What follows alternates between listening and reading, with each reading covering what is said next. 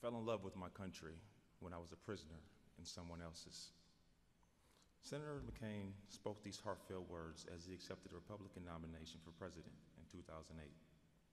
They were the words of an authentic American hero. We all know how the story goes. A fiery Navy pilot shot down by the North Vietnamese over a lake near Hanoi.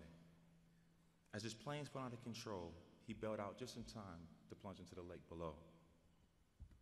That pilot, a young John McCain, was taken hostage as a prisoner of war, where he spent more than 5.5 years, almost 2,000 days.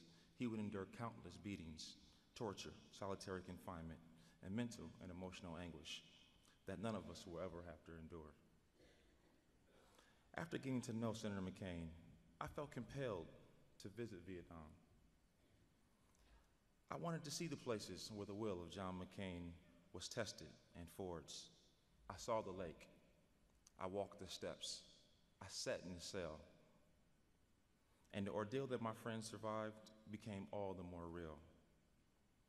Many people might wonder what a young African-American kid from Minnesota and a highly decorated Vietnam War hero turned United States Senator might have in common. Well, I thought of a few. I'm black, he was white. I'm young, he wasn't so young. He lived with physical limitations brought on by war. I'm a professional athlete. He ran for president, I run out of bounds. He was the epitome of toughness, and I do everything I can to avoid contact. I have flowing locks, and well, he didn't. How does this unlikely pair become friends? I've asked myself the same question. But do you know what the answer is? That's just who he is. Over the several years, I had the privilege of spending time with Senator McCain. Sometimes it was just a visit to our practices. Other times it was him texting and saying, "Oh, you need to pick it up this Sunday." I'm thankful that through these moments, the opportunity that we had to share our lives, and more importantly, our stories. While from very different worlds, we developed a meaningful friendship. And this highlights the very rare and very special qualities of Senator McCain that I came to deeply admire. He didn't judge individuals based on the color of their skin, their gender, their backgrounds, their political affiliations, or their bank accounts. He evaluated them on the merits of their character and the contents of their hearts. He judged them on the work they put in and the principles they lived by. It was this approach to humanity that made Senator John McCain so respected by countless people around the world, including me. His accomplishments were many: U.S. Senator, presidential candidate, statesman, warrior, and hero. His work ethic, tireless. His fight, legendary. But what made Senator McCain so special was that he cared about the substance of my heart, more so than where I came from. While some might find our friendship out of the ordinary, it was a perfect example of what made him an iconic figure of American politics and service to fellow man. He celebrated differences. He embraced humanity, championed what was true and just, and saw people for who they were. Yes, ours was an unlikely friendship, but it's one that I will always cherish. I've had the honor of attending several of the Sedona forums hosted by Senator McCain and his remarkable wife, Cindy. There were world leaders in politics, business, science, and education to discuss the most pressing matters of our time. Issues like healthcare, global warming, technology, and human trafficking. These leaders gathered to find real solutions, and they gathered because Senator McCain asked them to be there.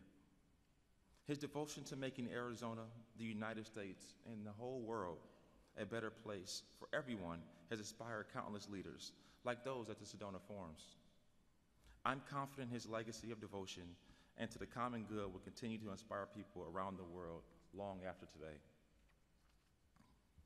A few years ago, He was kind enough to take me on a personal tour of the U.S. Senate. It was obvious that Senator McCain was highly regarded.